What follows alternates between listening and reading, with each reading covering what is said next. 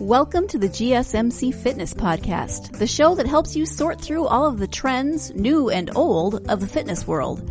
We'll talk about yoga, running, Zumba, weightlifting, and everything in between. Whether you've got your fitness routine down to a science or you're just starting out and looking for direction, you'll find educational and entertaining information on the GSMC Fitness Podcast.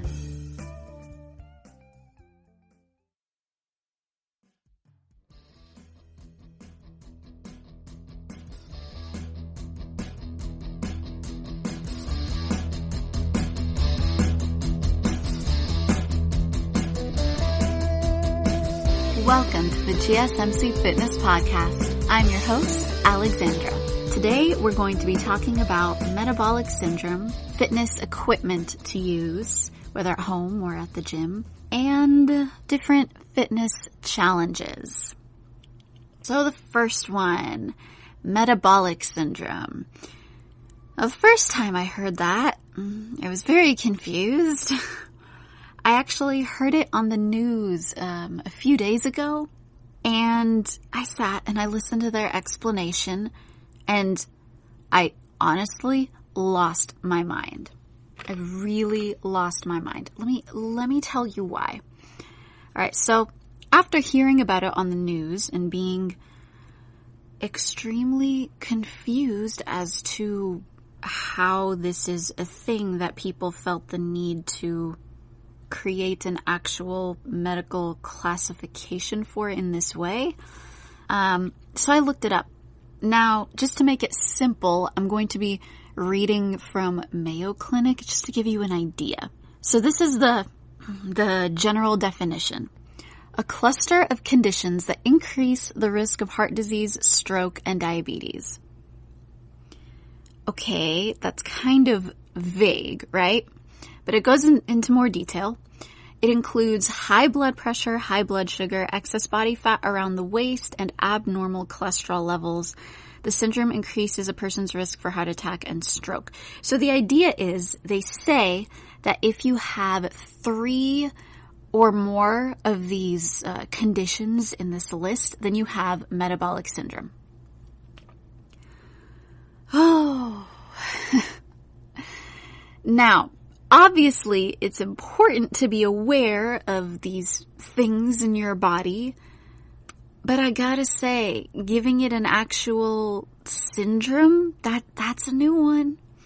My understanding is that it's a way of saying that your metabolism is slow, and there are natural ways to speed it up, which I have talked about previously, so I'm a little confused by this one.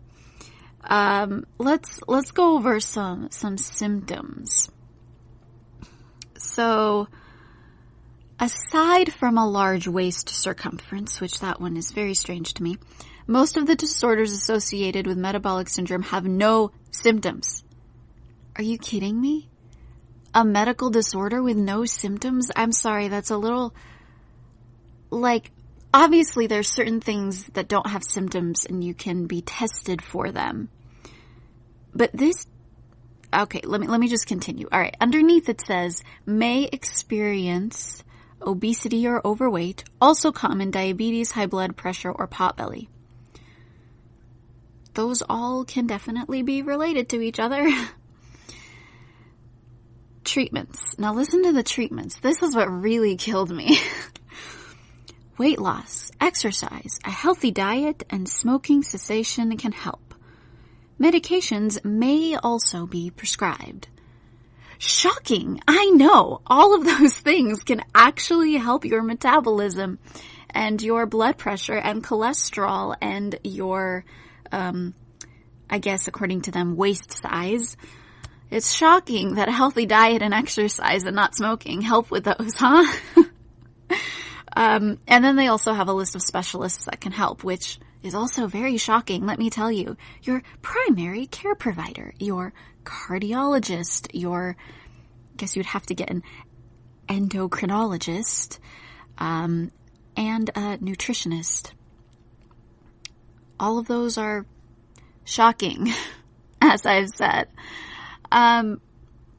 Now, maybe classifications help some people. Maybe it's easier to understand all the health aspects and health difficulties some people might be going through, and putting it under a classification can make it easier to get through and overcome it and be healthier. However, what really kills me is it says here that treatment can help, but this condition can't be cured, and it requires a medical diagnosis. It's chronic. It can last for years or be lifelong. Lab tests or imaging always required? What? I'm sorry. This is one of those things that's very confusing to me. I think from a mental health standpoint, if having this classification helps you get better, by all means, I'm for it. Use it. Say you have metabolic syndrome if that's what your doctor diagnoses you with. But if I ever got a diagnosis like this, I would laugh and just tell them, just tell me that I need better health habits and tell me to work out and eat healthier. That's it. Like, that's all it requires. So, it's just, the biggest thing about this syndrome that's strange to me is the large waist circumference. That's apparently a big part of it. If you have a waist circumference above, what are the measurements? I don't remember what the measurements are, but there's a waist circumference above a certain amount for men and above a certain amount for women. And if you have that, plus 2 of one of the other symptoms, then you have metabolic syndrome. Since when does waist circumference, also not taking into account height, how is that valid? Since when does that make any logical sense whatsoever? To me, this kind of creation, diagnosis, whatever you want to call it, it's an excuse, it's a block, it's a way to, I don't know what it is. I don't see positives. If someone sees benefits from this because it helps them mentally, cool. Otherwise, I don't see how this is beneficial. If someone has high blood pressure, high blood sugar, excess fat around the waist, which is extremely subjective and depends on each individual, and they may have conditions or they may be at a certain age where they get more fat around the waist, all of those are things to take into consideration. And it's not even like, to me, these aren't real symptoms that indicate a specific disease or problem. All of these symptoms are just general, not the healthiest person, or simply certain things like blood pressure or whatever. Those can also be affected by genetics. So, but regardless of health or genetics, you can help to improve them, if not completely fix all of these things, by just getting into a healthy fitness routine. So I just had to share this because I just thought it was the strangest thing that, one of the strangest things that has come out, regarding fitness and health. Metabolic syndrome. That is just so strange to me. Very strange. If you're interested, look it up, but I feel like I gave it a pretty decent summary. Let me know what you guys think. Tell me on Twitter, Facebook, what do you guys think of this kind of syndrome? Do you think it's a good thing? Well, you clearly understand my opinion, but is anyone for this type of thing? Do you think coming up with diagnoses like these are helpful or harmful, because it literally says this condition can't be cured. Since when can't trying to be healthier cure not being healthy? Anyway, let me know what you guys think. We're going to take a quick break, and when we come back, let's talk about BMI. Do you want to be healthier, yet you just don't know what to do? All these shows telling you this and that, but nothing seems to work. Well, listen close. Golden State Media Concepts has got something great for you. The Health and Wellness Podcast dedicated to workout trends, healthy eating habits, diet, and everything about healthy living. Join us in our banters as we help you not just live life to the fullest, but live it to the healthiest.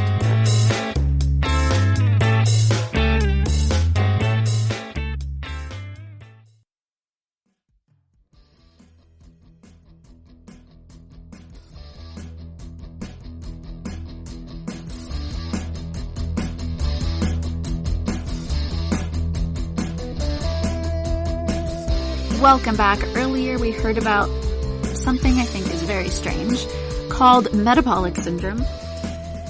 And now let's talk about BMI. So, according to the NIH, your BMI should be 18.5 to 24.9. Yeah, 18.5 to 24.9. Now, these numbers, I don't really know how they came up with these numbers, what they're supposed to mean, if it's just like a random measurement. So I don't really know, like hearing those numbers doesn't mean anything on their own. But what's interesting to me about the BMI is it's based purely on height and weight. I mean, that's not a bad starting point because height and weight do have to do with each other. I think keeping within a certain range can be an indicator of health for most people, if not all. It's a good place to start, but it's not really a full indicator of health. There's so much more that goes into health besides height and weight. I've heard claims that the BMI is good for, tracking your fat ratio, and not exactly true, because all it takes into account is height and weight, not really where the weight is coming from, where it's distributed on your body, which again is different for different people. And it also doesn't take into account bone density, which everyone's different with bone density. Obviously, there's certain things to help improve bone density, but again, each person is different. Then there's also age you have to consider. Obviously, children are different. Children are growing, but within adults, it's going to be different. I mean, as we age, we are more likely to more easily get a higher fat ratio. That's just the way our bodies work. In general, the fat to muscle ratio, that can definitely affect weight. Any medical conditions, there are absolutely medical conditions that can affect weight. And then, people's strength versus cardio abilities, these certain health indicators cannot be measured with the BMI scale. So I don't really see how the BMI is still considered, because I've heard there are so many people who have critiqued it. So I don't really see how it's still something that a lot of people still talk about and consider super, super important. I mean, I don't think it's wrong to consider height and weight. Obviously, those things are important together, but there's just so many other factors to consider. Just thinking about it on a personal level, like, I'm within the range. My whole life, except once. I don't remember how old I was. I was pretty young, and I went to my pediatrician, and he said I'm like barely below the BMI range, but he was like, you're fine. Because I was actually fully healthy, full energy, happy emotions. There wasn't anything wrong with me, and I was just barely below it. It wasn't like dangerously below, so he wasn't worried whatsoever, but he was just letting me know like that's where I stood. And now I'm within it, but just thinking of the ways I've fluctuated my physical fitness level over the years, I don't know. Like, for example, okay, six months ago, maybe a little more than that. No, maybe a little, I don't know. Roughly 6 months ago, I was healthy. I was. However, I was transitioning into a different phase of my life, so I wasn't able to keep up all the fitness things. Mentally, it wasn't working. Time-wise, it wasn't working. I was in the process of finishing my time living in another country and moving back home, and I'd been there for so long. It was just a big transition in my life. So there was a lot going on, and I wasn't at my most fit. Even though right before that, I was probably at my most fit I ever was in my entire life.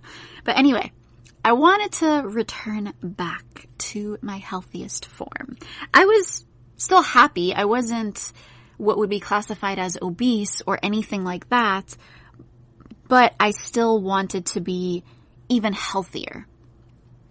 I wanted to go back to that. And I probably still would have been classified within the proper BMI range. I didn't actually calculate it or anything because I don't weigh myself. I weigh myself when I go to the doctor, and then I immediately forget what they said. So I wouldn't be able to check now either. But my point is that with BMIs, there are different stages of your life and different health levels of your life that can still be classified within the healthy BMI range. Something else that's interesting too is people's interpretations of health. Obviously, every society is affected by beauty standards.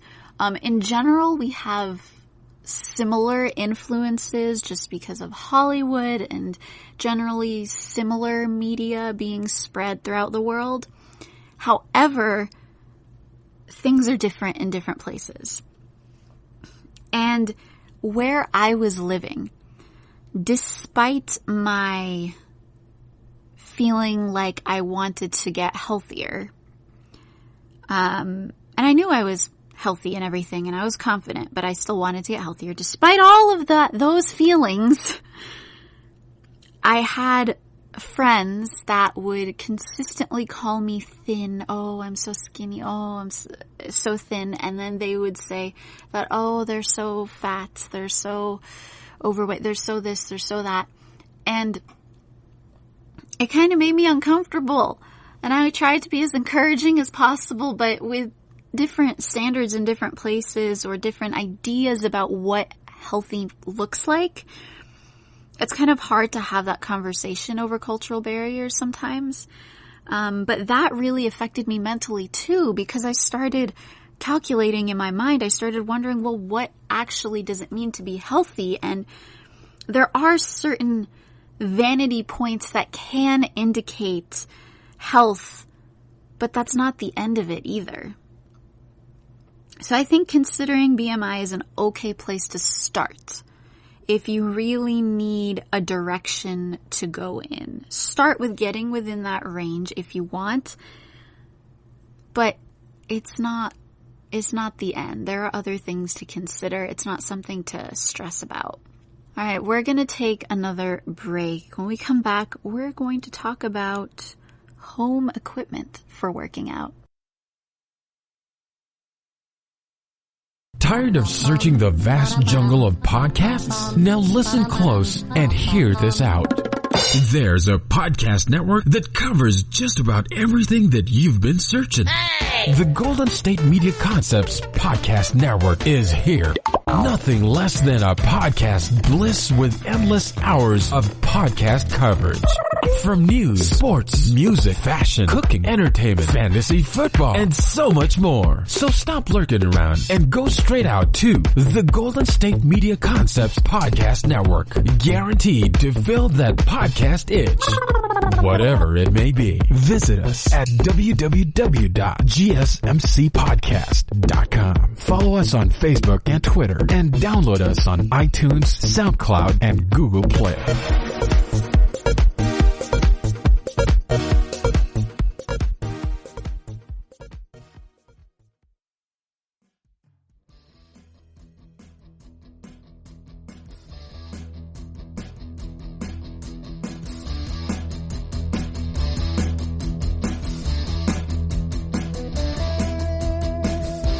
Welcome back. Earlier we talked a little bit about BMI, that whole scale and classification.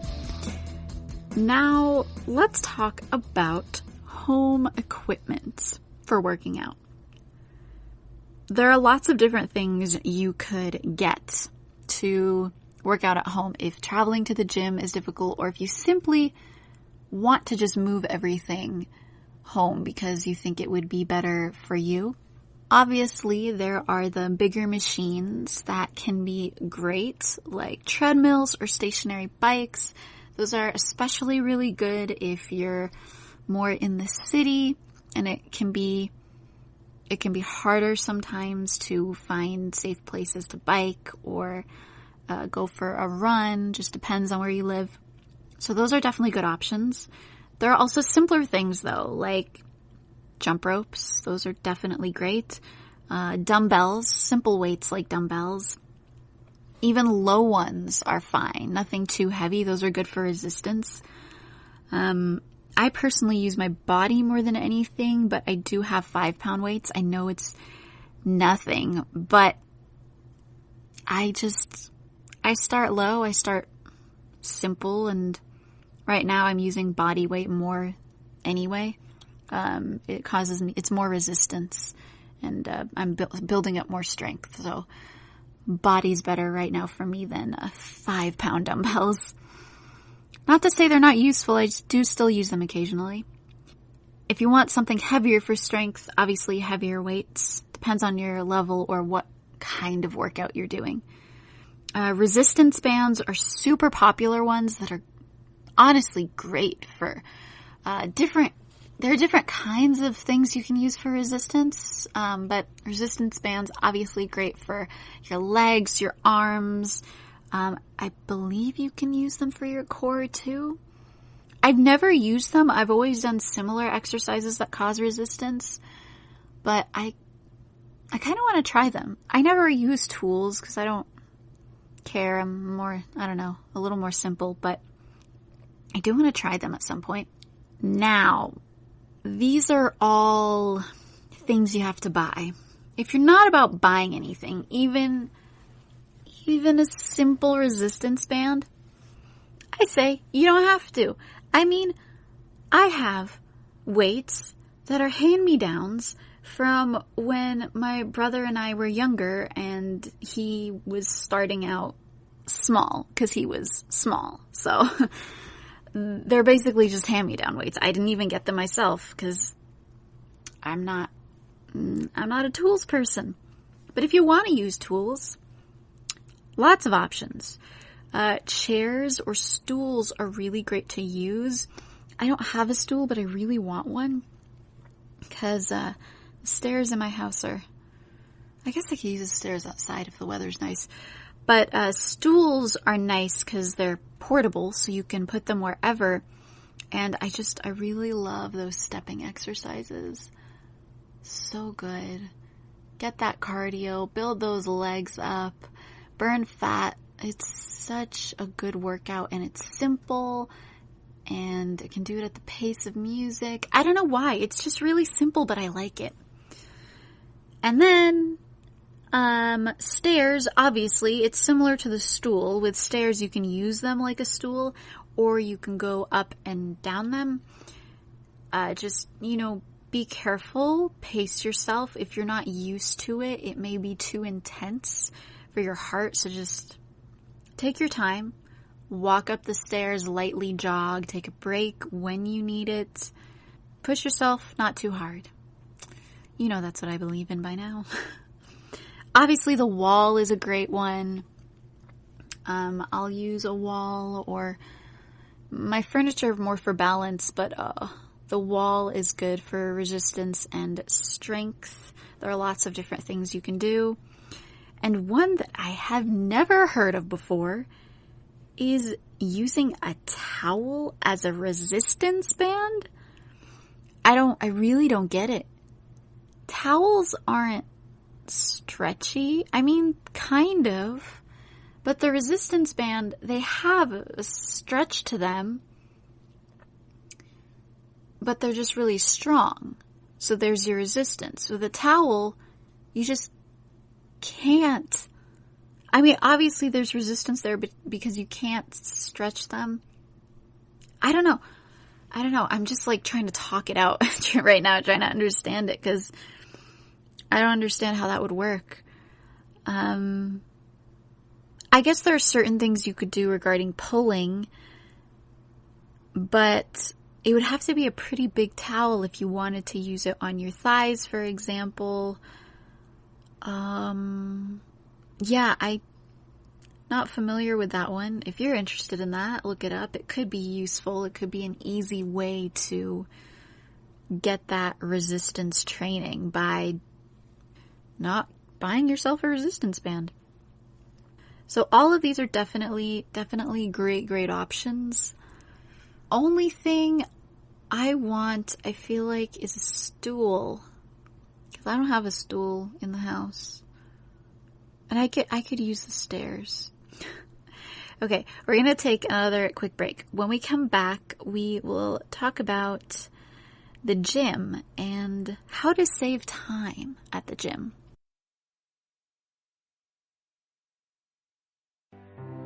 The GSMC Life and Happiness Podcast takes you on a journey of exploration. We'll discuss tried and true methods alongside the latest trends of how to best live your life to its fullest and happiest. From psychology to meditation, science to self-help books, the GSMC Life and Happiness Podcast will help you to discover what makes you happy and how you can live life being the best you possible. Download the GSMC Life and Happiness Podcast on iTunes, Stitcher, SoundCloud, Google Play, or anywhere you find podcasts. Just type GSMC in the search bar.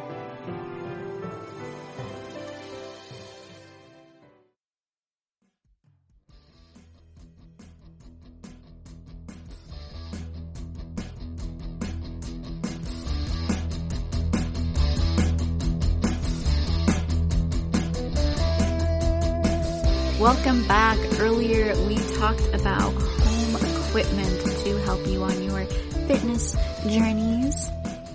Now let's talk about the gym.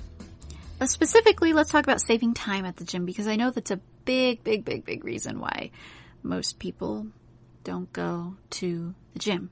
It's a small factor in my reasoning, but it is definitely in there as part of the reasoning why I don't like to go to the gym. I think the number one thing about going somewhere to work out is you need to have a specific plan. Even if the plan is experimenting. Plan your testing equipment days. You need to plan them. Because even if you're just trying things out, you want to save that time. There are lots of things to consider. You need to consider your travel time, your warm-up, the actual exercises with rest times, your cool down, your shower, and your travel. And regardless of which is first, if you shower at the gym or you shower at home, you need to include the shower part in there. And you need to include the minimal socializing. If you expect to possibly socialize, even if it's for 5 minutes, include that 5 minutes, because the 5 minutes could be the difference of you hitting traffic and then being discouraged of ever going to the gym again. So, include it. And even include a buffer. If you're someone who tends to be a little bit late or let things drag on, or you like to socialize, include a 5 to 15, 20 minute time buffer, because you don't know what may happen, or depending on where you live, traffic, right? So include a buffer you think will be necessary, and then plan your workout within that time.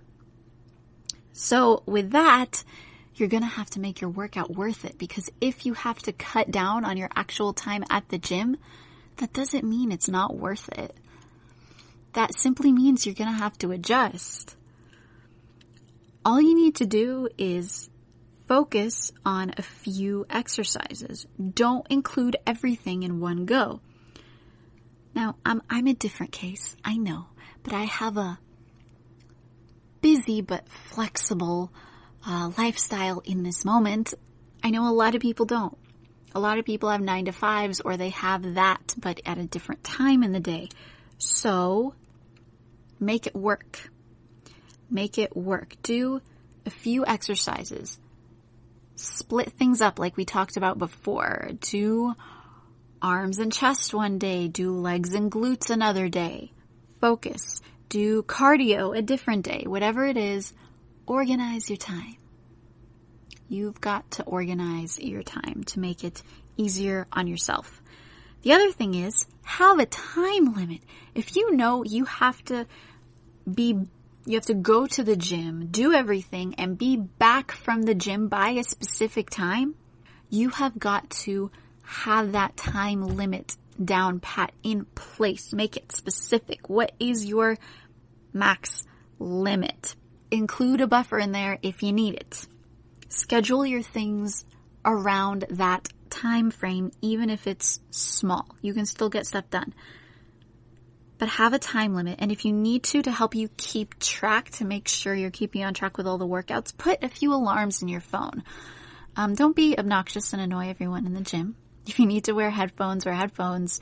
Or if you need to put the alarm on vibrate, whatever it is, do that. I'd say maybe put an alarm halfway, give you a halfway reminder, and then give you 5-minute warning time to when you have to leave. Or if you want to have the alarm at the end, that's fine too. I say that's dangerous. Give yourself a 5-minute warning maybe. And that should help you keep track of everything, keep track of where you're going with your workout and your time frame. Another thing that's important to keep in mind is be ready to not be able to use the equipment that you plan to use. Because the gym is a rented space that everyone gets to share. So other people are going to be using stuff that you want to use. So it's like being in preschool. You got to be patient. You got to be respectful. You got to wait your turn. And that could cut into your time. So have a backup plan. If you want to use a treadmill, but they're all full, gotta have a backup plan. You gotta do something else. If you can't do cardio in the gym because everything is full, do strength. Have that backup. Do something temporarily. Even if you're waiting for someone you know they'll be done soon, you asked, or they told you they'll be done soon, just go lift a few weights or whatever while you're waiting, or do something. Don't just stand there. Get what you paid for out of the gym while you're there, even if your plan has to change slightly. Just make sure you're continuously making progress and not making excuses. That's the important thing. No excuses. You're not allowed to make excuses. Just don't do that. Something else actually that's even great to consider is add an errand to your ride home. Think of something that you need to do that's on the way back home from the gym and include that in the schedule, and that can help cut out some time and make going to the gym a little more worth it. Do not put the errand before going to the gym, because if you spend too long on that errand, you're going to cut into your gym time. I know how that works. You're going to make an excuse and you're going to say, "Oh, it's too late now, I can't go." But if you schedule it after the gym, you definitely will still be home in time, because whatever you have to do at home is more important to you than the gym. You can't think that way. The gym is as much of a priority as everything else in your life. You have to make it a priority. If you start making excuses and cutting into that time, that's no good. You're not going to make progress. You want to make consistent progress, so you got to be consistent. You got to find the ways to put in the time. So schedule it, plan it, make it strict, give yourself reminders, be specific, and give yourself a buffer. Buffers are super helpful. So make sure you do that. Let's take another break. When we come back, we're going to talk about fitness challenges. Still on the search of that one true love?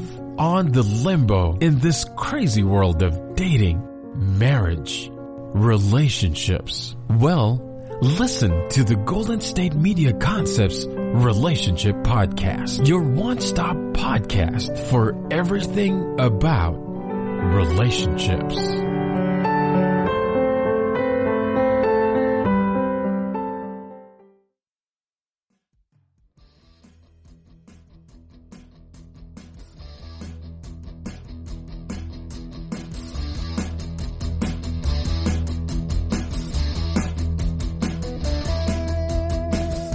Welcome back. Earlier we talked about saving time at the gym and having a plan and making the most of your time there and getting in that good workout.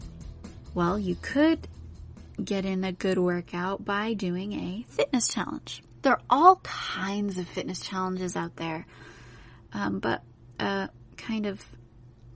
this isn't really a fitness challenge, but it involves a certain amount of fitness, strength and flexibility, I'd say. It's called the Flex Challenge. Have you guys heard of it?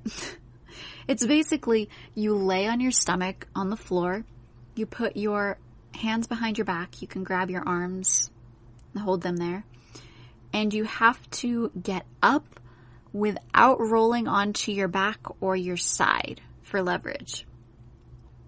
So the person that started this challenge is this college gymnast, and how she got up was she did a split. So she brought her legs out behind her, around her sides, to the front, and rolled up like that.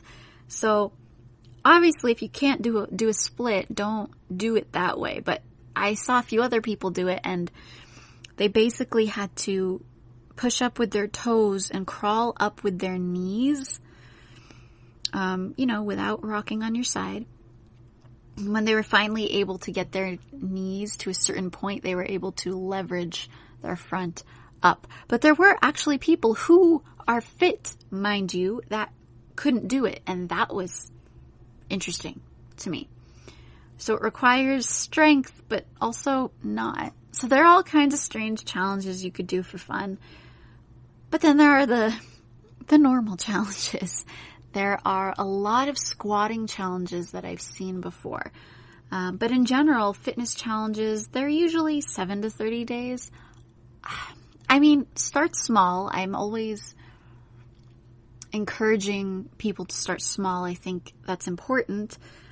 But I feel like the 7-day challenges are nothing. I feel like the 7-day challenge should be a part of a bigger challenge. Like, that's a milestone to a bigger challenge. Awesome, you did this for 7 days.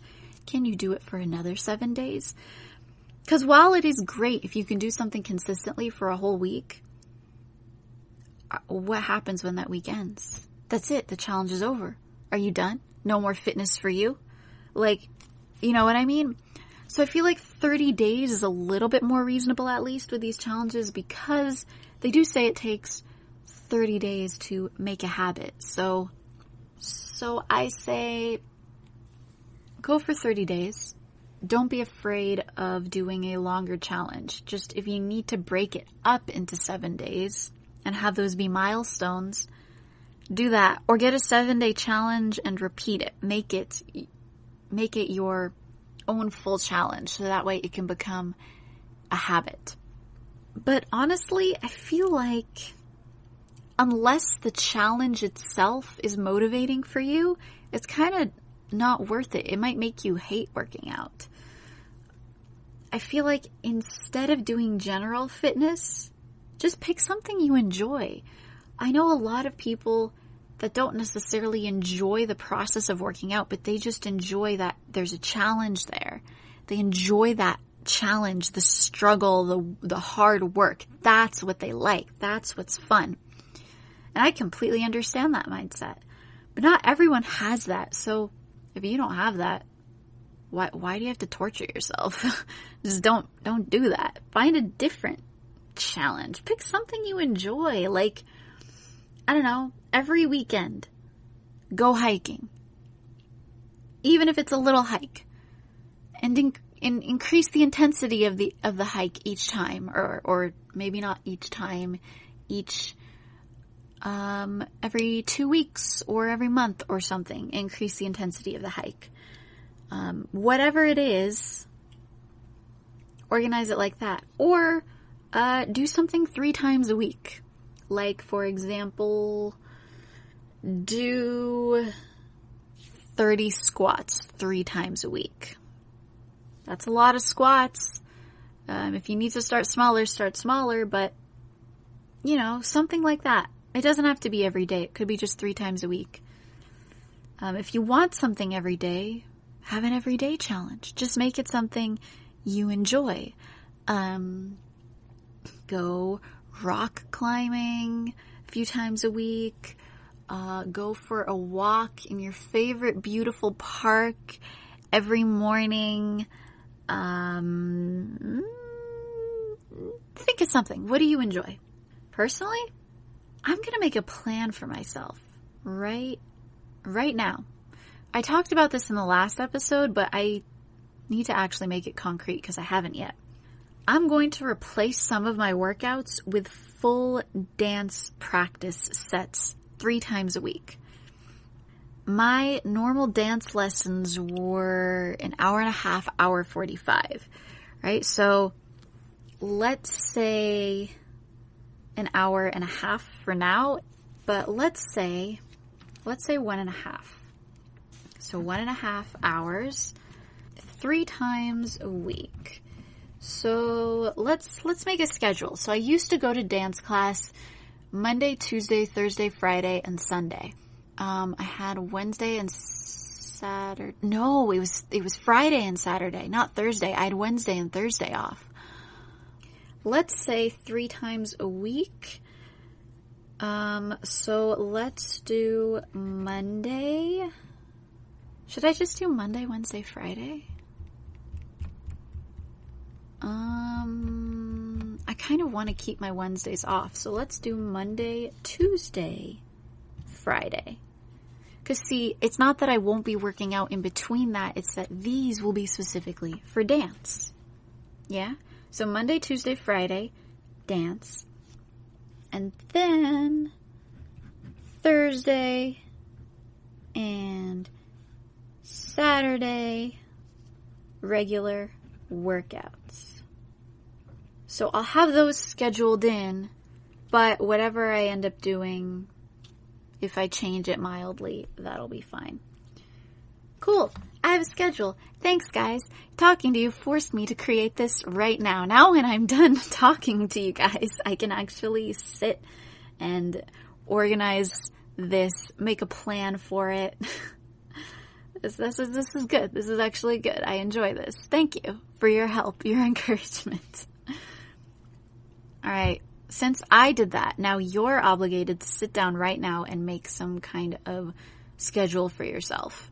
If it's not a full workout routine, give yourself a challenge. Give yourself a specific challenge. Something full body is a good place to start, especially if you're not doing other stuff. So challenge yourself to go for a walk every day. Every single day. Even if it's 10 minutes, 20 minutes, 5 minutes. Challenge yourself to go for a walk every single day. Pick a time that works best and do it.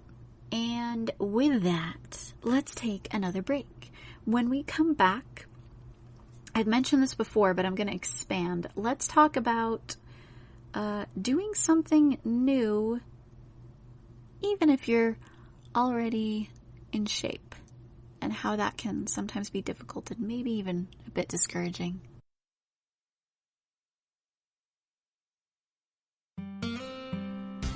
Pets bring such joy to our lives, and the GSMC Pets podcast is here to share in that joy. We'll tell stories of pets finding their forever homes, acting in unexpected ways, being helpful, or just being silly. Whether you love dogs, cats, llamas, reptiles, fish, or you've never met an animal you didn't like, the GSMC Pets podcast is for you.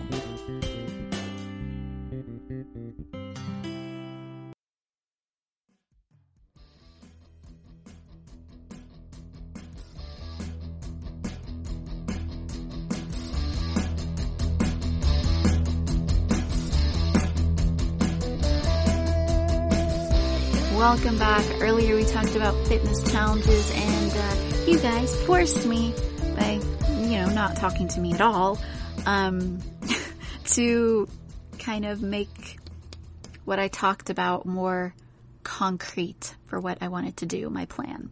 So thank you again. Let's talk about doing something new, even if you're fit, and how that can be challenging and how you shouldn't get discouraged. Don't get discouraged. I watched a really cool video earlier today. It was called Hockey Players Try to Keep Up with Figure Skaters. It's on YouTube. I'm sure if you type that in, it'll pop up.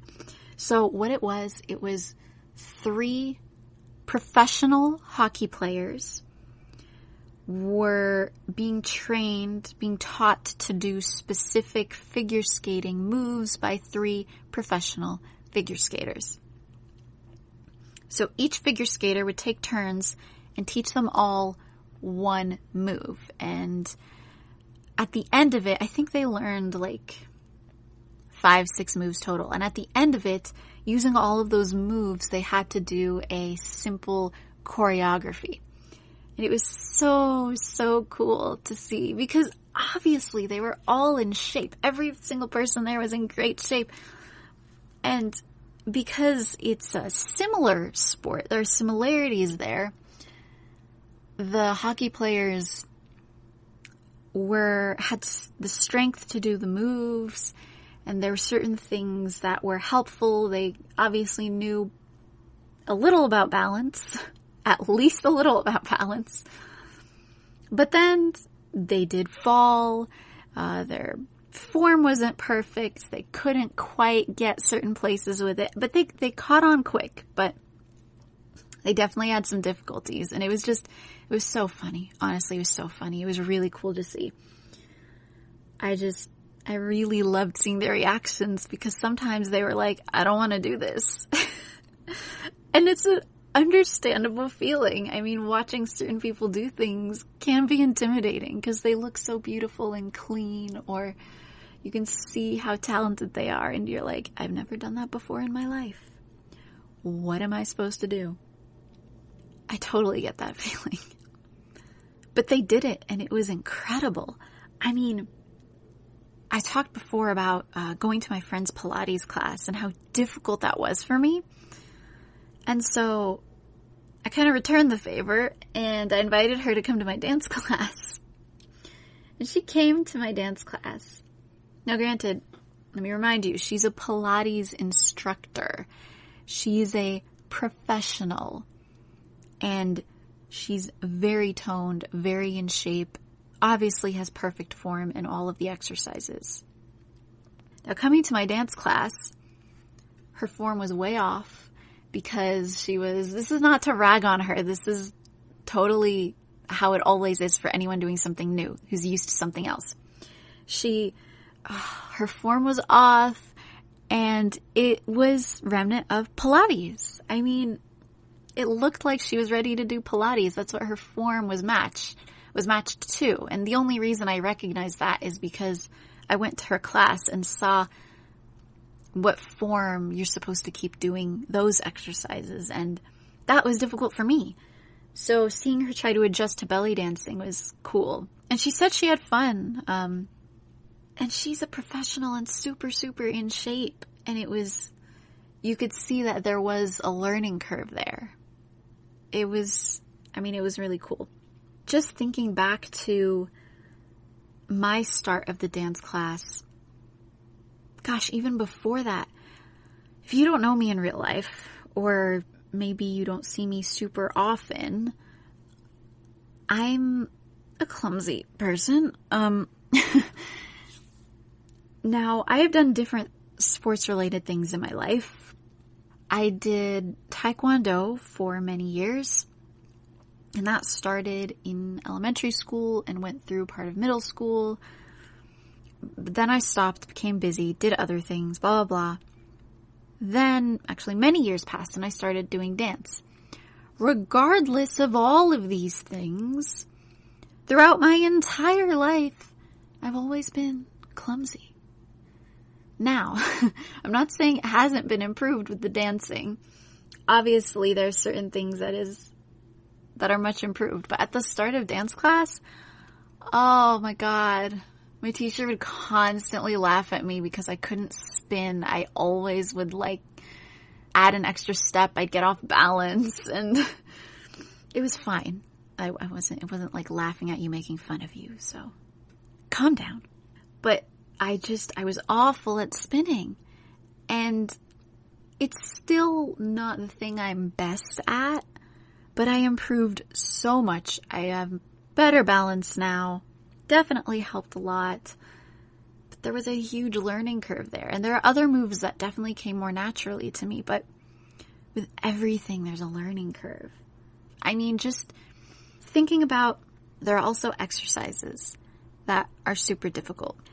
The other day, I started doing these exercises. What are they called? They're a certain kind of crunch.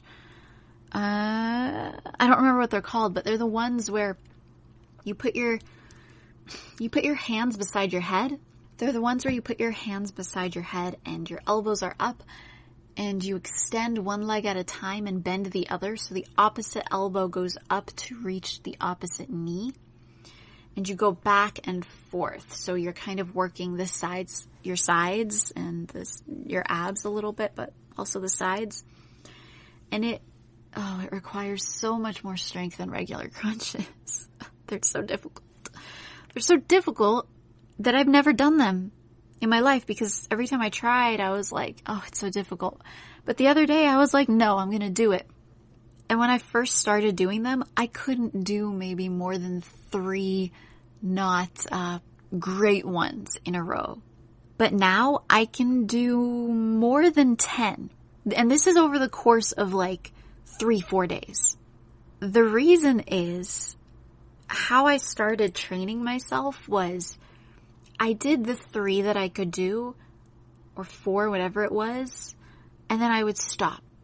And I wait a few seconds, get in a few second rest time, then I'd go back, I'd do a few more, rest, go back, do a few more, and I did it until I was exhausted, then I stopped and moved on. The next day, I did the same thing, but when I did the same thing, I could do more. I could do more with each set. And then the next day, it increased again, and again, and again, and again. And now, I can do 60. I can do almost 20.